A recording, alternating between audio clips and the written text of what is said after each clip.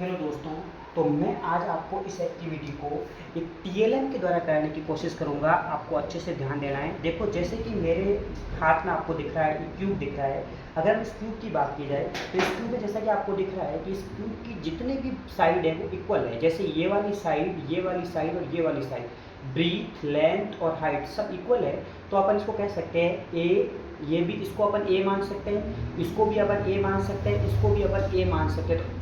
तो ए बराबर क्या हो जाएगा, ए क्यूब। तो इसका मतलब है इससे हमने इसको सॉल्व कर दिया है, ये होता है ए क्यूब। उसी प्रकार से छोटे वाला जो क्यूब दिख रहा है, इसमें हम इस साइड को b मान सकते हैं, इसको भी b मान सकते हैं, इसको भी b मान सकते हैं। तो b b बराबर क्या होता है, बी क्यूब। तो इसको भी हम आराम से सॉल्व कर सकते हैं। तो ये भी इससे सॉल्व हो गया है।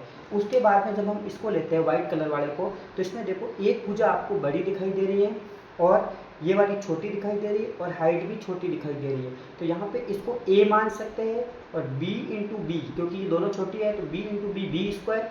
तो ये हो जाएगा ए बी स्क्वायर। तो किस में है, ए बी स्क्वायर। तो ये 3 लिखे हुए हैं। तो यहाँ पे देखो, ये 1, ये 2 और ये 3। तो ये हो जाएगा 3ab स्क्वायर।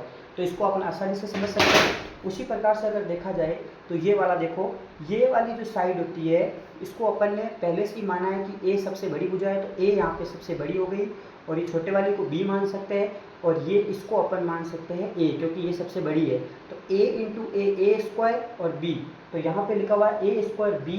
तो ये 1, ये 2 और ये 3। तो ये हो जाएगा 3a स्क्वायर बी। तो इस तरह से हमने टीएलएम के द्वारा इसको पूरे को अच्छे से सॉल्व कर लिया है। अगर आपको ऐसी और आइडेंटिफाई देखनी हो तो मेरे चैनल को सब्सक्राइब जरूर करें।